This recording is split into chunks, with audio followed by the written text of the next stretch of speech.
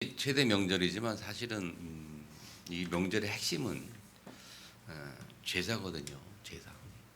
추석도 그러고 1년에 두 번 딱 명절인데 주 내용이 제사가 되잖아요. 요새는 뭐 제사를 많이 안 지내는 것 같은데 예수 안 믿는 사람도 요새는 제사 안 지는 사람도 있더라고요. 더러.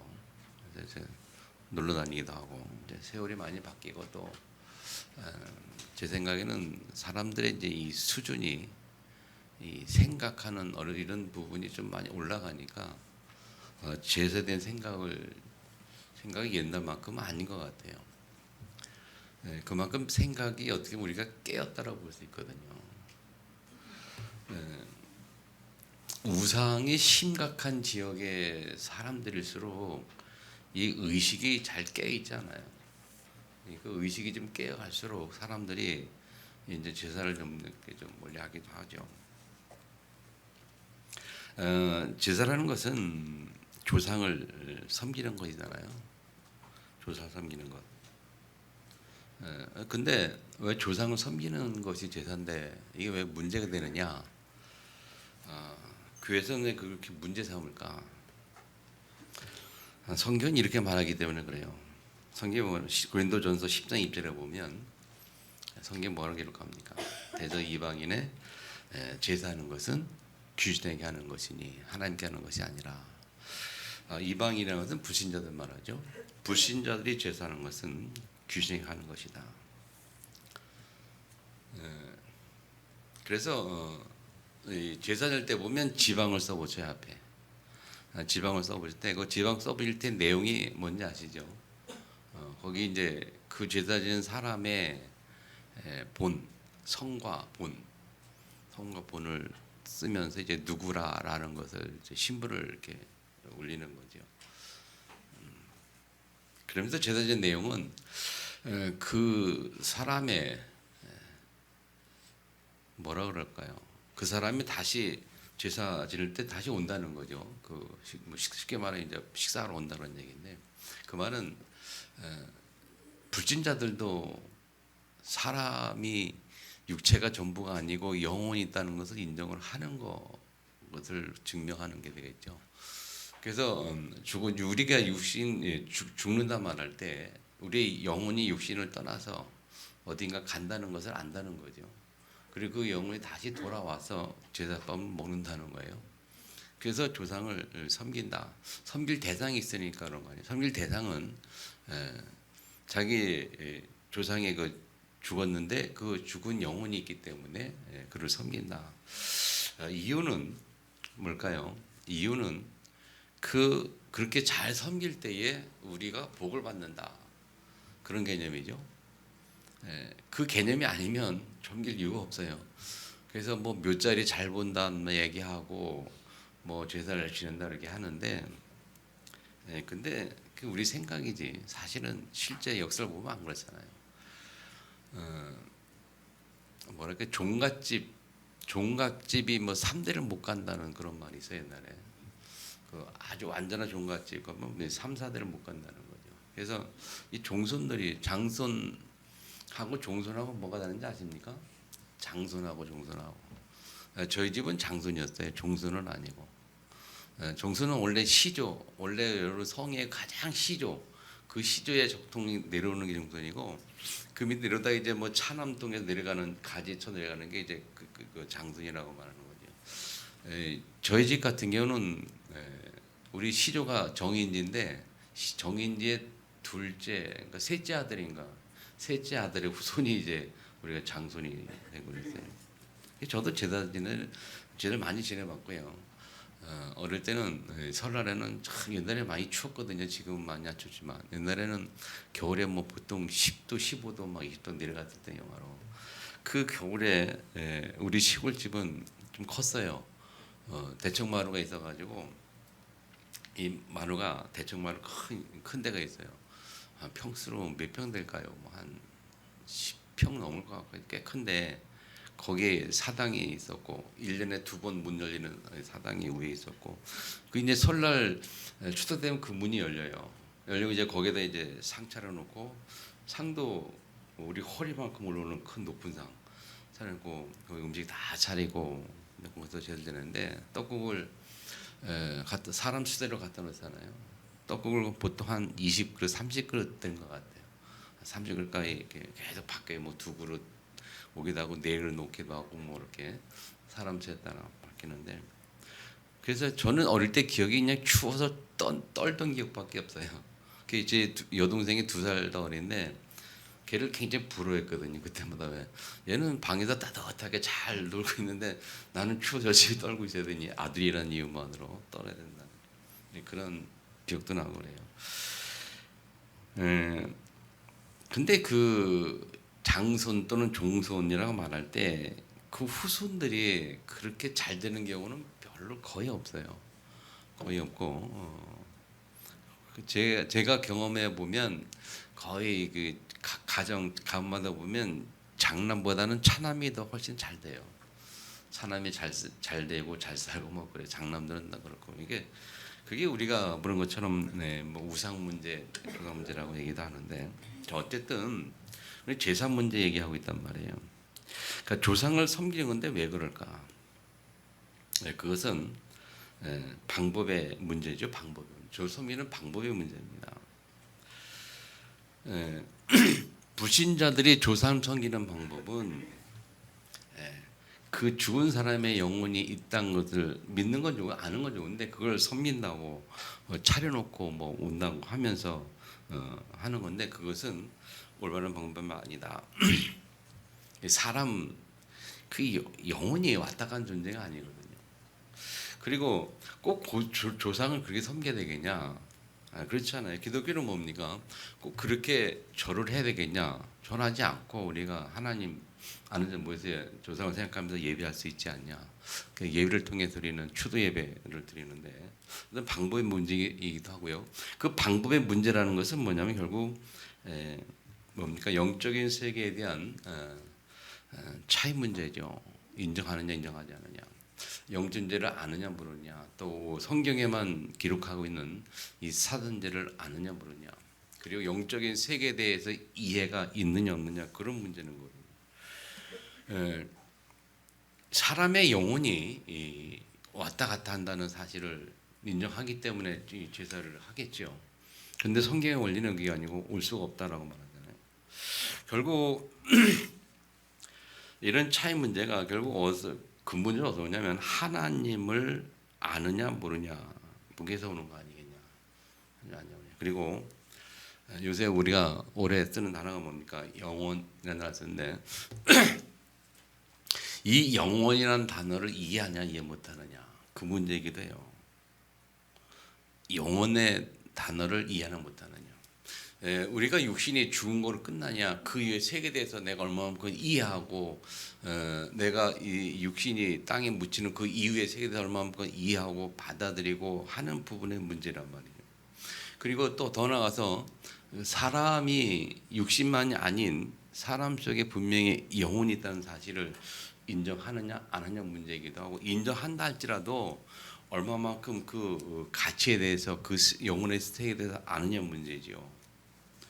그래서 영원히 존재하는 영혼의 세계를 아느냐.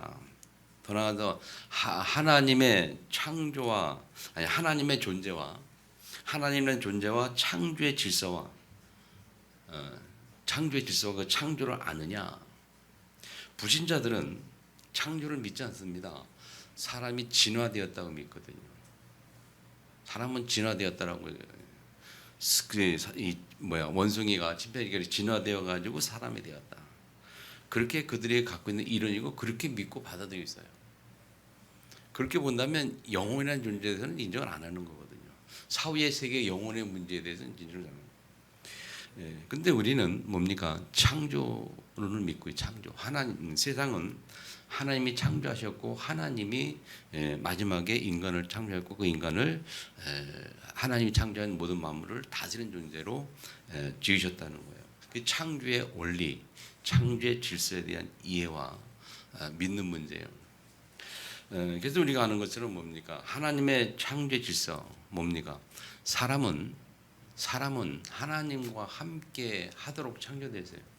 하나님과 함께 살도록, 하나님 품에서 함께 교제 살도록 창조되었고, 이 뭐 창조 원리가 그래서 그렇잖아요. 그래서 사람은 하나님과 함께 그리고 흙은 땅에 뿌리를 박아야 사는 것이고 우리가 아는 것처럼 물고기는 물 속에 있을 때에 사는 겁니다. 물 밖에서 살 수가 없는 거예요. 그게 하나님이 이 세상을 창조했던 창조의 원리예요. 그 창조 원리 속에 사람은 하나님과 함께 살도록 창조되었어요. 그리고 그 하나님이 우리를 창조할 때에 하나님의 형상을 따라 창조했기 때문에 인간을 보고 뭐라고 표현하는가 하면 불신자들도 인정하는 것이 뭐냐면 사람이 만물의 영장이다 그렇게 말을 해요. 맞죠? 사람은 만물의 영장입니다. 근데 이것도 인정하느냐 못하냐 그 부분에 따라 많이 달라져요. 근데 만물의 영장인 사람이라는 존재가 하나님이 피조물을 창조한 영혼이 없는 존재를 놓고 절을 하고 섬기는 것이 우상이에요. 그래서 몇 번 말씀드렸다마는 제 옛날에 제 친한 친구 동생이 개업을 한다 해가지고 가서 축하주러 갔는데 뭐 알다시피 고사를 지냈다. 고사를 돼지 머리를 다 갖다 놓고 그때 이제 10,000원짜리 요새는 뭐 50,000원짜리 물겠지만 그때 10,000원짜리 돼지부터 딱 넣어놓고 물려놓고 열심히 절하고 가만 보고 있다가 불러가지고 그랬거든. 걔한테 야 너 미쳤냐 그랬거든. 넌 제정신이 아니구나 했더니 내가 펄쩍 뛰죠. 왜 제정신이 미쳤냐고 막 그러길래 야 네가 미치지 않고서야 이 만물의 영장인 그 네가 말이고 죽은 돼지 머리 때 왜 절하냐 너. 했더니 씩 웃으면서 아 형 다 남들이 하니까 하는 거 그렇죠. 그렇게 얘기를 하더라고요. 근데 믿질 않아요. 그 분명히 마음의 영장인데 그 왜 돼지 머리뼈 절이라는 게 뭡니까? 절이라는 것은 상대방에 대한 어떤 존경, 공경 그런 신뢰 표시란 말이에요. 섬기는 그런 표시인데 그 돼지 머리를 왜 절합니까 우리가? 그게 우상이라면 만물의 영장이라는 인식을 갖고 있는 그것도 그 돼지를 절한다는 것은 결국 그냥 만물의 영장이라는 건 생각만 하고 있는 거지 만물의 영장이 뭔지 진짜를 모르는 깨닫지 못하는 거죠. 그래서 올해 우리가 계속 영원의 단어를 놓고 있는데 굉장히 중요한 부분이에요. 이렇게 에스겔서를 쭉 보면서 올해는 우리 성경을 우리가 한 권씩 보잖아요. 에스겔 쭉 보면서 많은 생각을 계속 집중하다 보니까 이 영혼에 대한 더 이 부분이 되게 더 마음에 와닿는 거 있죠. 사람이 정말 이 영혼의 세계를 모르면 사람은 짐승처럼 살 수밖에 없다. 아멘. 짐승일 수밖에 없어요. 오죽 이렇게 계속 이 말씀 집중하고 뭐 집중하다 보니까 제가 옷을 이게 양복이 아니고 우리 이게 뭡니까 자켓인데 아래 위 한 벌이 아니고 보통 아래 한 벌 입고 오는데 오늘은 다른 거 입고 왔단 말이죠. 아무 생각 없다 보니까 요 위에 그 코트 하나 있거든요. 그걸 같이 입고 다니니까 그냥 그거 통째로 입다 보니까 이거 받고 있지도 못하고 그러는데 계속 아침부터 계속 이거 집중하고 생각하니까 옷 입는 것도 그냥 신경 안 쓰고 그냥 걸쳐 입고 하다 보니까 이렇게 왔는데 여러분 이 말씀에 계속 집중하는 게 굉장히 중요하거든요. 계속 집중하다 보니까 다른 게 아무것도 안 보여요. 그냥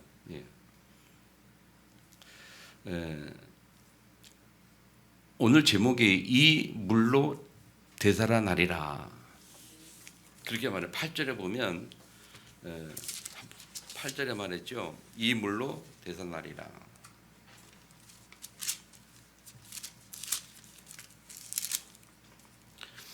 네.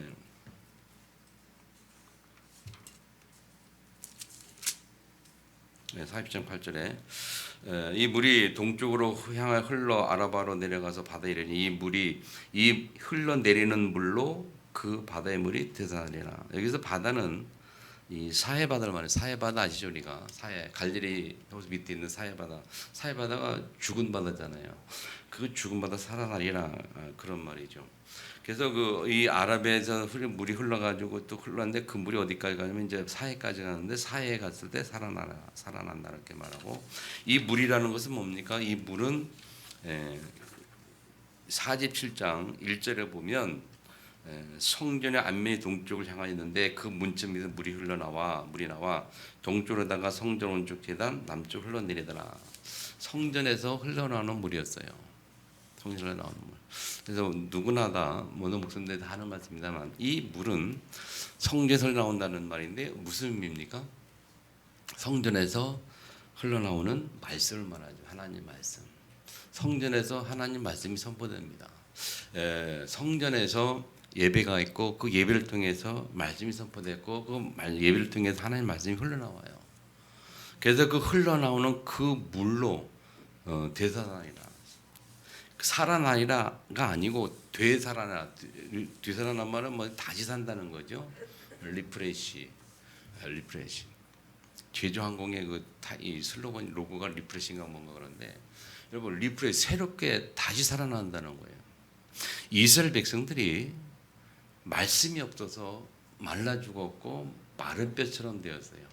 그 이스라엘 백성 마른 뼈 그들에게 말씀이 선포될 때에 그 살아난다고 에스겔 37장에 말씀했고 오늘 40장에는 강단에서 흘러나오는 그 말로 말미암아 그 물로 말미암아 여러분 우리가 다시 리프레시 되살아난다는 거예요. 이 에스겔 쭉 흐름 보니까 이 말씀의 말씀이 흐름으로 그리고 그 말씀으로 살아난다 그런 얘기거든요. 그러니까 이 전체를 보면서 너무 은혜되는 게 맞구나. 사람이라는 것이 성도가 특별히 하나님의 말씀이 아니고는 우리가 살 수 없는 걸 다시 한번 에스겔에서 볼 수가 있거든요. 자 다시 돌아가서 여러분 우상이 뭐냐 할 때에 하나님을 만물의 영장인 사람이 하나님을 알아야 하고 하나님 알면서 하나님과 함께 땅을 정복하며 다스려야 할 사람이 그 만물의 영장인 사람이 하나님의 다른 피조물인 영혼이 없는 그런 피조물들을 섬기고 그들의 지배 당하고 사는 것이 불제의 삶이요 그를 섬기는 것이 우상이란 말이에요. 그래서 성도도 마찬가지입니다. 이스라엘에서 그렇습니다. 여러분 지금 성도가 영원한 세계를 볼 줄 모르면 결국 성도는 우상을 섬길 수밖에 없어요. 성도도 우상 섬기면서 어떻게 됩니까? 섬기는 것 자체 문제가 아니고 섬긴 후에 이 땅의 삶도 그렇고 또 우리가 영혼이 육신을 떠나서 가는 저의 삶도 그렇고 양쪽의 삶 자체가 온전치를 못해요. 그래서 영혼이라는 단어를 다시 한번 기억하길 바라고 오늘 이번 한 주간은 이 물로 되살아나리라 이 한 문장 붙잡고 은혜 받고 승리하기를 축복합니다. 그래서 에스겔 전체 보면서 이렇게 보면요 2장에 보면 에스겔서 2장은 하나님이 에스겔을 부르는 장면이죠. 2장 1절에서 3장까지 쭉 보면 에스겔을 부르는 장면이에요. 우리 올해 표가 응답의 영혼 그래가지고 다니엘서 12장 3절 별처럼 영혼의 빛이리라. 첫 번째가 누림 요한복음 6장 63절 살리는 것은 영이니 육은 무익하니라. 뭡니까? 영을 누리는 거예요. 영혼의 축복을 누리는 거예요. 하나님의 자녀인 영적인 축복을 누리는 것이 올해 목표죠. 뭘 누려야 됩니까? 내가 하나님의 자녀 영적인 축복 가진 자 하나님의 자녀 신분 상태를 우리 회복하고 누리는 것이고 왜냐하면 6장 23절 살리는 것이 영이기 때문에 그래요. 두 번째 요한복음 19, 34절 예수님께서 이미 인생의 모든 문제 다 이루고 다 끝내셨다. 인생 모든 문제 해결자 그죠? 예수님은 그리스도 모든 문제 해결자 다 끝냈어요. 우리 인생의 모든 문제를 다 끝난 유심을 다 끝난 그 예수님이 우리에게 주신 말씀에 집중해 가지고 우리의 삶이 달라야 돼요.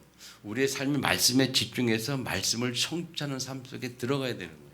그게 우리가 남길 영혼의 작품입니다. 말씀 성취의 삶이 우리의 작품이요. 세 번째는 도전이 뭡니까? 영원한 유산에 도전하라. 사도행전 19장 21절에 보면 바울이 로마를 바라보고 있죠. 바울의 마지막 목표가 뭐냐? 로마에 가서 복음을 증거하는 거예요. 내가 로마에서도 증거하여야 하리라. 결국 뭡니까? 지금 우리로 말하면 예수님에게 주신 비전, 땅 끝을 붙잡은 거죠. 모든 족속, 온천하 만민을 붙잡은 거예요. 그걸 본 거예요. 그래서 거기에 도전했어요, 바울이. 도전해서 결국은 로마까지 가서 그의 목표를 이뤘고 세계 복음을 끝냈단 말이에요. 우리의 영원한 유산이 뭐냐? 세계 복음화에 도전하는 거예요. 세계 복음화의 작품을 남기는 게 우리의 유산입니다. 아멘.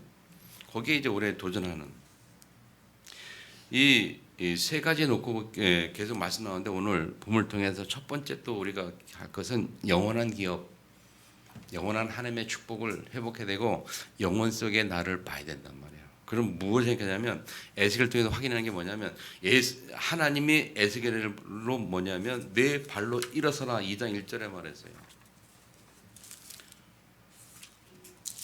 네. 그가 내게 이르시되 인자야 내 발로 일어서라 내가 내게 말하리라. 하나님이 부르시는 거죠. 아멘. 그러면서 4절에 보면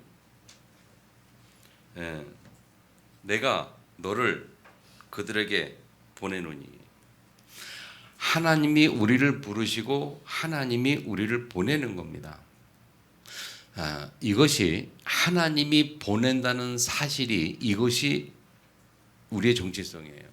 무슨 말인가 하면 저의 정체성은 뭐냐면 저의 정체성은 하나님이 나를 이 세상에 태어나셨고 그리고 나를 이 세상에 보내실 때에 하나님이 목회자로 이 세상 현장에 나를 보내셨어요. 목회자로. 그래서 제가 목사가 되고 목회하는 것은 하나님이 보내셔서 하는 거예요. 저는 그거 확신합니다. 믿고 있고. 제가 하고 싶어 하는 게 아니고 하나님이 보내셔서. 이 소명 문제예요. 소명이요, 사명이요. 소명 문제예요. 자, 그리고 여러분의 정체성입니다. 여러분 무슨 정체성입니까, 여러분? 여러분도 하나님이 이 세상을 이 땅에 태어나셨고 이 세상에 보내셨고 그리고 하나님이 여러분의 현장에 보낸 여러분의 현장에 여러분이 하나님 여러분을 보낸 여러분은 현장 선교사라니까요. 그래서 우리가 이렇게 말해요. 목사는 강단 선교사고 중직자는 현장 선교예요. 평신도는 현장 선교사예요. 무슨 말인지 알아요? 그럼 누가 보내냐? 하나님 보내신 거예요. 하나님. 아멘 안 하시는데 너무 감동사 안 하십니까? 하나님이 보냈을 믿으시 바랍니다. 다시 말하면 여러분이 있는 그 현장, 여러분의 업 현장, 사업 현장, 직장 현장 그 현장이 여러분이 하는 것 같지만 여러분이 계획해서 선택해서 가고 하는 것 같지만 그 내 생각이요. 우리가 하나님의 완벽한 주권, 믿음 제대로 갖고 있으면 하나님이 보내심을 깨닫고 믿어야 합니다. 아멘. 왜 보냈느냐? 두 번째, 주 여호와의 말씀이 이러하시다 하라. 2장 4절에도 나오고 주의 말씀 이러하시다 하라 그러고 그 다음에 3장 11절에도 또 나오죠. 3장 11절에 보면 사로잡힌 내 민족에로 가서 그들이 듣든지 아니 듣든지 그들에게 고하여 이르기를 주 여호와의 말씀이 이러하시다 하라. 하나님의 말씀을 증거하는 거예요. 하나님의 말씀을 선포하는 거예요. 저는 강단에서 하나님의 말씀을 선포하는 겁니다. 하나님께서 이렇게 말씀하셨다. 이러하시다 하라. 여러분은 여러분의 업 현장에서 하나님의 말씀을 선포하는 거예요. 여러분의 업 현장에서 하나님을 증거하는 거예요. 하나님을 인정하고 영원한 하나님을 바라보고 여러분은 하나님을 인정하고 그 하나님의 인도받는 말씀 따라 사는 여러분들이 여러분의 업 현장에서 하나님께서 보내셨고 하나님께서 이렇게 말씀했다라고 사는 삶이 여러분의 삶이라니까요. 그냥 단순히 먹고 살기 위해서 여러분이 거기 있는 게 아니라니까. 돈 버는 것이 우리의 최고의 목적이 아니잖아요. 우리가 현장의 목적이 정확히 보면. 아멘. 세 번째, 내가 너를 거기에 파수꾼으로 세웠으니 그렇게 말해요. 3장 1절에 보면 파수꾼 세웠으니 너는 내 입의 말을 듣고 나를 대신하여 그들을 깨우리라. 깨우치라 그렇게 말해요. 가서 깨우치라는 거예요.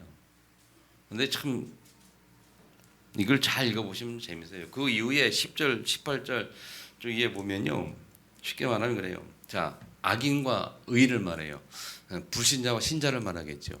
자, 악인에 대해 말할 때 악인에 가가지고 하나님의 말씀을 딱 전하면서 깨우치라는 거예요.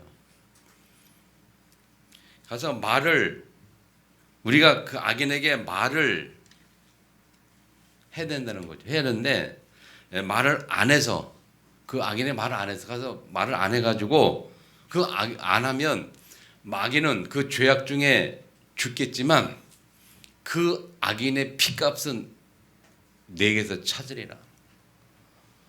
내가 가서 말을 하지 않으면 안 와서 그들이 죽어서 죽는데 당연히 죽겠지만 그 피값을 내게서 찬다. 책임이 내게 있다 그 말이에요. 근데 내가 가서 증거했는데 그들이 깨우치 않아서 그들이 죽었어요. 그러면 그렇게 죽었지만 그 중산 끝나지만 너는 그의 피값은 내게서 찾지 않고 내가 할 일 다 했기 때문에 나는 책임이 없다 그 말이거든요. 무슨 말 알아요? 또 의인에게 가서 말을 안 해가지고 깨우치게 안 하면 그 피값을 내게 찰 것이고 가서 말해서 깨우쳐서 그가 살면 너와 같이 살 것이다. 그런 이야기예요. 한마디로 말하면 뭡니까? 우리가 파수꾼의 사명을 받았거든요. 그렇죠? 10절에 분명히 이스라엘 족속의 파수꾼으로 세웠더니 저는 하나님이 저를 이 강단의 파수꾼을 세웠고 하나님이 여러분을 현장의 파수꾼을 세웠어요. 파수꾼이라는 것은 뭐냐면 가서 말을 하라는 거예요. 가서 깨우치라는 거예요. 말하라는 거예요. 복음을 증거하라는 거예요. 복음을 증거해서 그들이 받으면 구원 받든 안 받든 그건 상관이 없고 구원을 증거하면 네가 살 것이고 증거하지 않으면 그들의 핏값을 내게도 찾겠다. 또 우리 교회 저 같은 경우는 우리 교회면 말이죠. 제가 의인들 한 자녀들에게 가서 말을 해서 깨우치면 같이 살겠는데 말을 안 하면 그가 죽으면 그 핏값을 내게 찾겠단 말이죠. 무슨 말이에요? 여러분들이 하나님 말씀대로 안 가고 신앙생활 제대로 못할 때 제가 가서 얘기해요.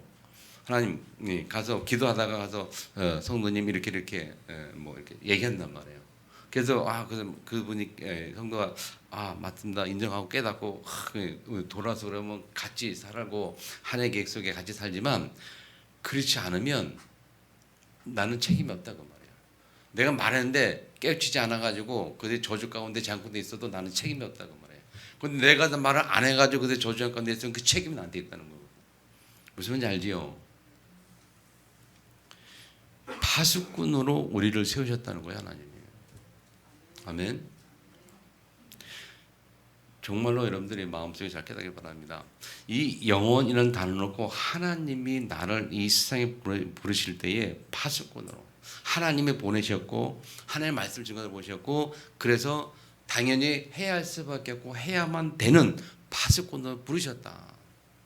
파수꾼의 역할을 감당하지 않으면 네 책임이 보통 책임이 아니죠. 핏값을 찾겠다는 겁니다. 율란동 우리 현장에 우리가 가서 복음 증거하지 않으면 그들이 불신자 가운데 죽어서 저 지옥 가운데 있는데 그 핏값을 우리가 책임진다니까요. 내가 무슨 말인지 알아요? 그래서 복음을 전할 때 가서 막 예수 믿으라고 할 때 복음을 증거하는 거지 그들을 예수 믿게 만드는 게 아니에요. 복음 전하는 거는 그냥 복음을 증거하는 전도는 복음을 증거하는 거예요. 믿든 안 믿든 그 사람 책임이고 증거하는 거예요. 그래서 복음을 선포하라, 증거하라. 그래서 말을 못해도 우리 복음을 말하니까 우리 전도지 가지고 한 장을 전도지 주는 것도 복음을 보여주는 거잖아요. 전도지를 한 장 주기만 해도 핏값이 내게 돌아오지 않아요. 그것조차도 못하면 핏값이 내게 있다니까. 여러분 직장 현장에 여러분의 직장 현장에 있는 그 불신자들이 여러분을 통해서 한 번이라도 복을 듣지 못하면 그 책임이 여러분에게 있다니까. 나에게 있다. 나를 뭐로 세웠다? 파수꾼을 세우셨다. 승리하시기 바랍니다. 두 번째, 여호와의 말씀을 들을지어다 했는데 영원한 작품. 우리가 올 한 해에 영원한 작품 집중이 되는데 우리가 하나님 말씀 속에서 그 말씀이 내 마음속에 각인 뿌리칠 되고 말씀을 회복하고 말씀을 누리고 성취하는 그 삶을 회복해야 돼요. 말씀이 없으면 사람은 죽습니다. 하나님의 자녀는 말씀이 없으면 마른 뼈가 돼요. 그래서 이스라엘 백성들 향해 뭐래? 3장에 보면 그렇게 말하는 거예요. 마른 뼈들아. 이스라엘 백성들 하나님 말씀 전혀 안 듣고 자기들 멋대로 자기들 소견대로 자기 뜻대로 막 그냥 우상 섬기고 막 그렇게 살잖아요. 그들을 향하여 이 마른 뼈들아. 4절에 보면 이 마른 뼈들아 말씀을 들을지어다. 이 마른 뼈들에게 생기를 대하느라. 생기를 하나님 넣겠다. 그때 살아날 것이다. 아멘. 그때 6절에 보니까 너희 속에 생기를 넣으니 너희가 살아나리라. 또 내가 너 여호와인 줄 너희가 알리라 하셨더라. 지난해에 우리가 생명 얘기했잖아요.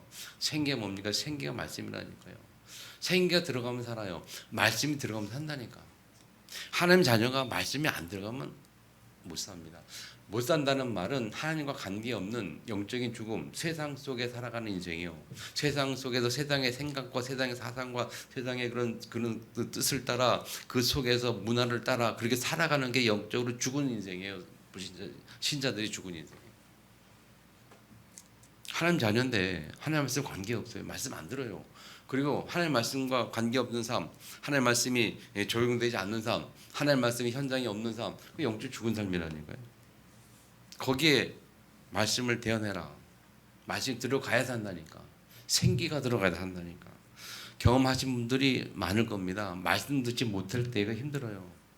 말씀 듣지 못할 때 짜증나고 힘들고 막 그냥 뭐 막힌 것 같고 뭐 안 되는 것 같고 막 해. 말씀 속에 다 들어가면요. 내 일단 영이 살아요. 영이 살아가지고 말이죠.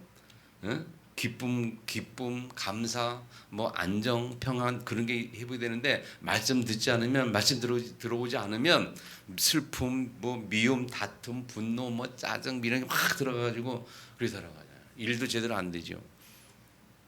마른 뼈들아 여호와의 말씀을 들을지어다. 아멘. 잘 가세요. 그래서 두 번째 너희 속에 생기를 넣으니 너희가 살아나리라. 말씀 들으면 산다니까요. 말씀이 들어오면 하나님 주시는 평안 속에서 하나님의 계획을 따라 하나님의 인도 받으며 감사와 기쁨 속에 승리의 삶을 살지만 말씀이 들어오지 않으면 우리는 내 생각 내 계획대로 짜증 분노 불편 그 속에서 그러니까 말이죠. 예수 믿고서도 말씀 안 들으면 우울증, 조울증에 시달려가지고 승리하기를 축복합니다. 아멘.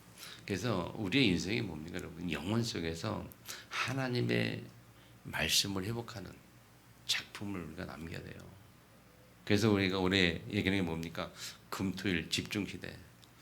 금토일 3일 노니까 일주일에 3일 금토일 시대 되니까 분자들은 금토일 신나게 놀러 다니고 뭐 자기를 다 하네. 우리는 적어도 한 달에 한 번만이라도 금토일 집중해야 된다니까요. 아멘.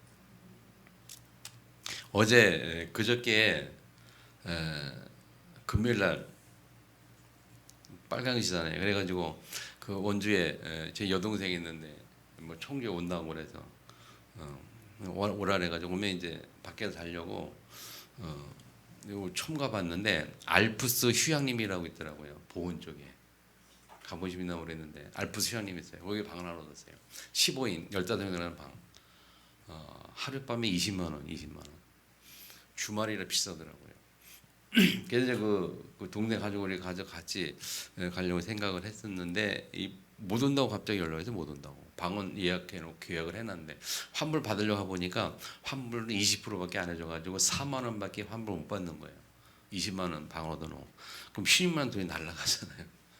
막 얘기 생각하다가 하여튼 우리 가족끼리만 가자 그렇게 해서 가게 됐는데 가서 보다 이렇게 보니까 좋더라고. 이게 그게 네 동이 있어요. 1동이 3동, 4동인데 다 똑같은 방, 15명 들어가는 방이 네 동이 연결 붙어 있더라고요. 그래서 뭘 생각했냐면 그걸 보면서 이거 금틀 집중인데 여기 와서 금틀 집중해야 되겠구나. 그러니까 방 하나에 15명인데 10명씩만 들어가면 방 4개 40명이잖아요. 그럼 뭐 우리 교회는 다 가봐야 40명 빼기 더 되겠어요. 그 방 그거 4개 올 싹 그냥 얻어가지고 금요일 가서 하룻밤, 토요일 날 뭐 3일까지 아예 주일 예배도 거기서 그냥 드려버리고 여기 오지 말고 금토일 3일 동안을 집중하는 거예요. 말씀 집중하고 같이 거기 뭐 잘 고기도 밥에 구워 먹게 돼 있고 경치도 좋고 막 그래요. 그래서 그 밑에 또 아래 보면 세미나실도 있어요. 큰 강당처럼 세미나실 거기서 예배 드리면 되고 수고일 하고 그렇게 교제하면서 같이 맛있게 먹고 또 말씀 집중하고 렘넌트들에게 금토일 집중 시대 열어있잖아요.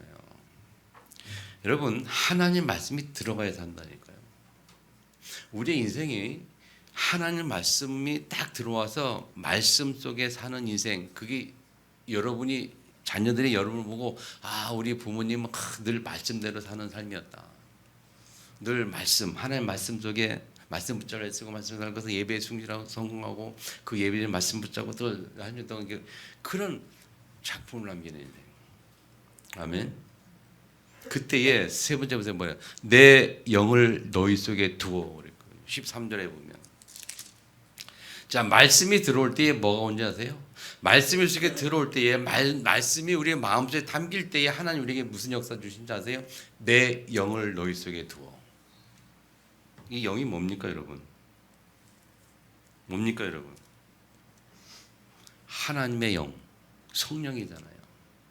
성령을 너희 속에 두어 성령의 역사가 있게 하리라. 성령을 너희 속에 두어서 성령의 역사가 있게 하리라. 성령의 능력을 힘있게 하리라. 성령의 충만함을 힘있게 하리라. 그래서 성령 충만을 통해서 너희들이 할 수 없는 일을 할 수 있도록 힘주고 능력 주시겠다. 그게 뭘 통해서? 내가 말씀을 받음을 통해서. 무슨 말인지 알아요? 그래서 하나님 자녀는 말씀을 들을 때에 그 말씀 속에서 하나님의 영으로 충만하여 나의 현장에서 내가 할 수 없는 일을 하게 되는 거예요. 그게 하나님 주신 영적인 힘이라니까요. 아멘 안 하죠? 아멘 좀 하세요. 아멘.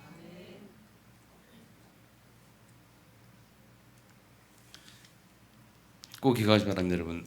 우리는 마른 뼈 되면 안 돼요.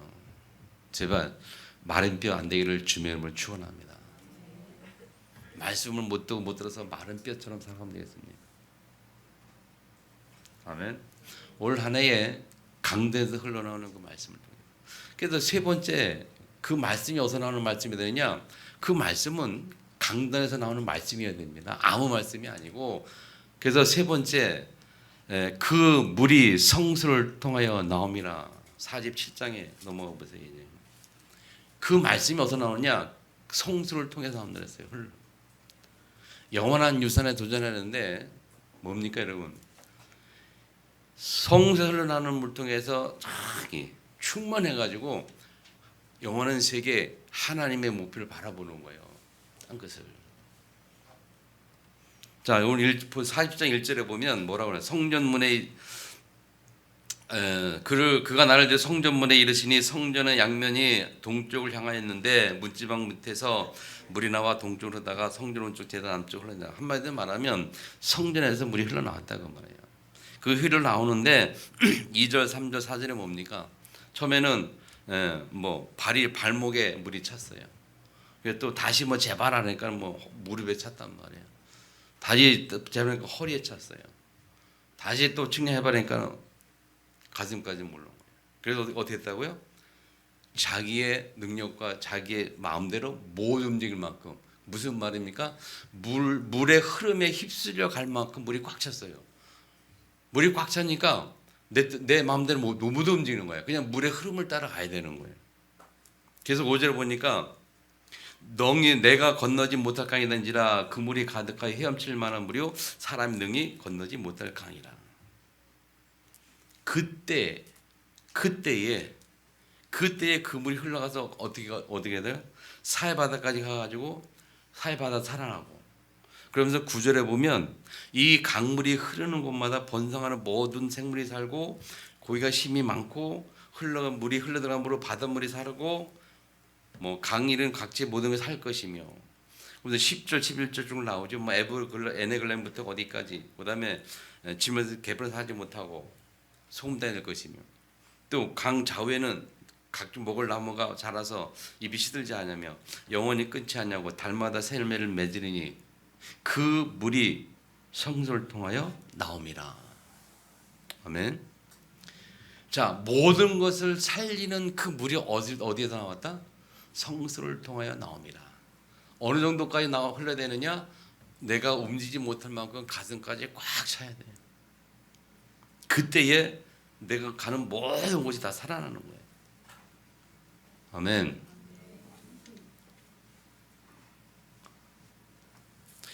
하나님 말씀이 우리에게 어느 정도 들어와야 합니까? 다시 말하면 우리가 강단 메시지를 어느 정도 들어야 합니까? 하나님 말씀이 나를 자연스럽게 이끌어갈 때까지 말씀을 들어야 돼요. 하나님 말씀 나를 자연스럽게 이끌어가려면 어떻게 그게 거기에 뭐 수십 번 반복해 들었다 보면 수십 번 반복해 들어야 그때서 일종의 삶의 현장에서 무슨 일을 하고 이렇게 할 때에 뭐 막히고 뭐 문제고 갈등이 올 때에 그때 말씀이 딱 생각나는 거예요. 강단 메시지 이거였지? 그 말씀을 따라 내가 그 문제를 대처하고 해결하고 갈등을 그럴 때 접할 수 있는 그 비밀이 생기는 거고, 그렇게 돼야 말씀은 그렇게 내 현장의 삶의 문제와 갈등 속에 하나님의 말씀이 흘러가야 살아요. 내가 그래야 그 현장이 사는 거예요. 그래야 여러분 통해서 여러분 현장의 불신자들이 살아난다니까요. 관계들 모든 게 다 살아난다니까요. 아멘. 흘러가야 된다니까요. 어떤 말씀이 되느냐? 첫 번째, 성전의 말씀, 강단의 말씀이 한다니까요. 그래서 우리가 그런 말 하는 거예요. 성도가 예배를 놓치면 죽는 겁니다. 오늘 이제 주일 예배를 딱 놓쳐버리고 예배 못 들고 하는 말씀 못 듣으면 그 한 주간은 죽은 삶이에요. 죽은 삶. 영적으로 죽은 삶.